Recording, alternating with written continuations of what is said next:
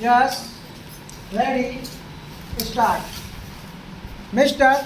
Deputy Speaker Sir, the recommendation on certain observations of the board with regard to the policy on children of our country is really speaking a very good outcome and a very good exercise. I have patiently heard the views on the policy as they were expressed by our Honorable Deputy Minister. On the last day of the previous session, I also congratulated him for his attitude towards the children. But I would like to point out a few things on this national policy on children which is followed in other countries as well as in India. In India, perhaps it is a known fact both from the point of view of children and that of ancient thinking that the child is treated as good. Usually, it is a common phenomenon both in the villages and the cities. This symbolizes our devotion to children. It also indicates our expectations and our dreams about children. I could really appreciate that when we were under the British rule, we could not evolve a suitable policy in relation to children with a view to improving their conditions, but we are now a free country. After taking oath as the Prime Minister of Free India, Jawaharlal Nehru forgot to mention something about the children of India. Whenever he spoke, whether on the occasion of Republic Day, Independence Day, or anything else, he thought that the country could have been built much more given sufficient care and they had been made to feel that they were partners in all our work. This was also the thinking of Lenin in Soviet Russia. Immediately after the revolution, Lenin used to speak about children on all occasions and said that they should be given due care. This resulted in the formation of the young pioneers group of children between the ages of 6 and 14 in Soviet Union and other socialist countries. In all the socialist countries, each group is recognized, engineered, financed and administered by the governments and given highest priority in the matter of development. Similarly, measures have been undertaken recently in Iraq also. While I was there recently, I could see that they have adopted the same policy.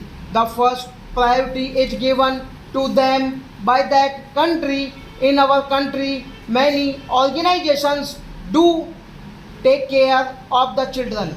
Voluntary organizations and the state governments do provide them with many facilities.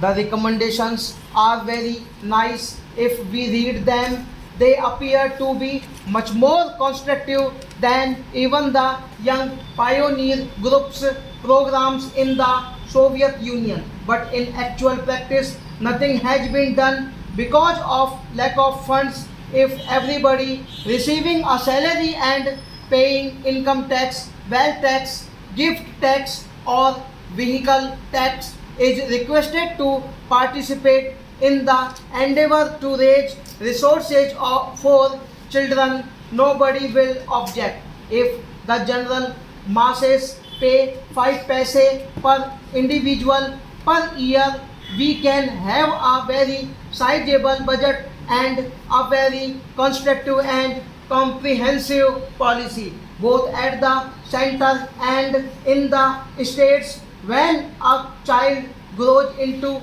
a young man, he talks of sports and games look at the budget allocation for sports and games, which could help the development of the mental and physical potential of the young of our country. It is a small amount in comparison to what they spend in Middle Eastern countries. In a country having 100 crores of people, that is the second largest population in the world, children and youth are not given any financial expenditure support by the government. There is no compulsory item of expenditure for the promotion of the moral and cultural talents of the children in the national sphere. This work has to depend on some social organizations. I do not object to the participation of voluntary organizations, but I do feel that when a country proclaims itself to be a socialist country or a country on its march towards socialism, the looking after the youth and children should be the basic pillar of the policy of the country. What is the position in our country? The children are badly neglected. They do not know even their own parents. In the words of Jawaharlal Nehru, when a child is born in this country, it should consider the country as its mother, and the country should consider the children as their own. Do our children think of our country in that way now? Today, the looking after of children is done by the father of a church because they feel that is the way to good serve. Sometimes we give them prizes or we recommend their names to the United Nations organization or other authorities for the award of Nobel or some other prize. But do you think that a country like ours should depend on a father of a church for the welfare of our children? The moment a child is born in our country, it should be the responsibility of the country under our constitution and the rule of law as it obtains today. Stop.